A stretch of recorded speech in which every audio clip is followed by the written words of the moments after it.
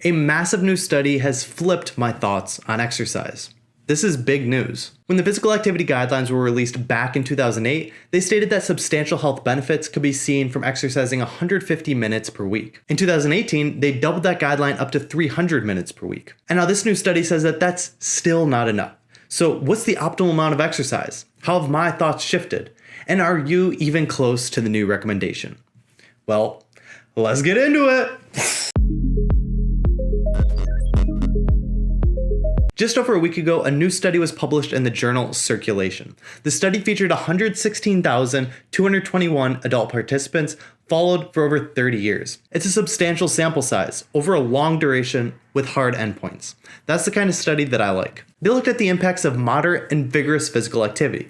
How many minutes of each resulted in the lowest risk of death? First, some quick definitions. They define moderate physical activity as being less than 6 metabolic equivalents, or METs. This includes activities like walking, weightlifting, and calisthenics. Vigorous physical activity was defined as greater than 6 METs, so this includes activities like running, swimming, biking, or playing tennis. And this information was collected from participants every 2 years. How many minutes per week of moderate physical activity do you think is optimal?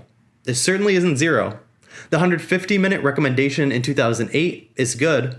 The 300-minute recommendation in 2018 is better. But try 600 minutes. That's 85 minutes per day of weightlifting or walking. That's a lot of minutes. But is the same true for vigorous activity? Previous guidelines suggested 75 minutes a week. Let's try quadrupling that. Up to 300 minutes of vigorous physical activity, or about 43 minutes per day, was shown to be optimal for reducing your risk of death. That's a lot of running, that's a lot of tennis. Exercise beyond that amount didn't show further benefits or harm, as the results tended to level off in the higher ranges of exercise. Now, there are a few important takeaways here.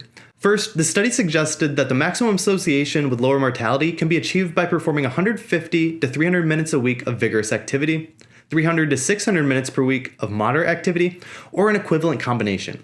You don't need both. Either will work, but to me, it seems that the best is a combination of both. I talked about this in my previous video on training zones. Training at different levels of intensity taxes different energy systems.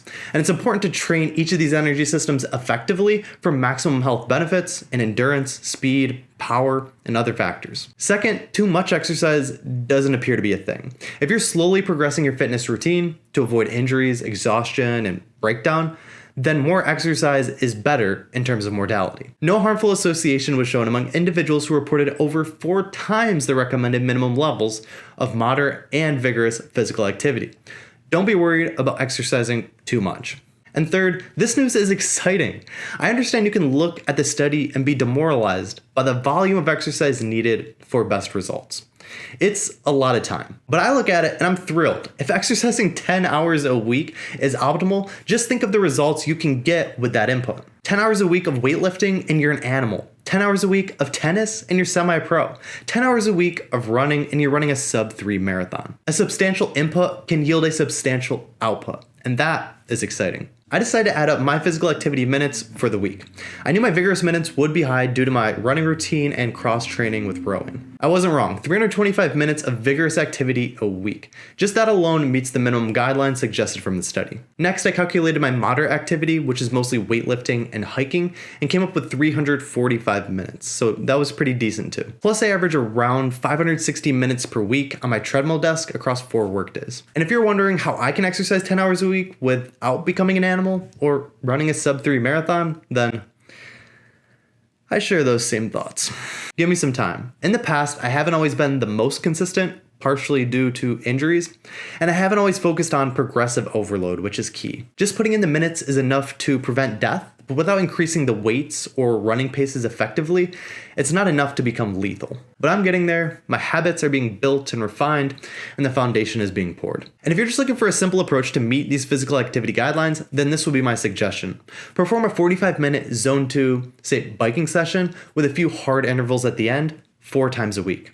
Throw in a few total body strength sessions throughout the week, and you're on your way to living forever too. So here are my final thoughts. You can increase lifespan and health span by optimizing sleep, nutrition, and exercise.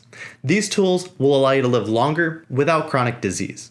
But exercise has a magical trick up its sleeve. Performance. What's a better way to build and maintain strength, speed, and agility? How can you best age while maintaining robust muscle and dense bones? Exercise is that elixir of performance, and as shown from this new study, it's also the elixir of life. Certainly, sleep and nutrition are equally important in aiding that process. So how many minutes a week do you exercise? How can you get in your 10 hours? What are you going to accomplish with that level of dedication? It's exciting. Thanks for stopping by, and if you're interested in more habits for health excellence, feel free to check out my weekly newsletter, where I include those along with the most important things that I've read, watched, or listened to within the past week. If you're interested in that, there's a link down in the description. Thanks again, and I look forward to seeing you guys next week.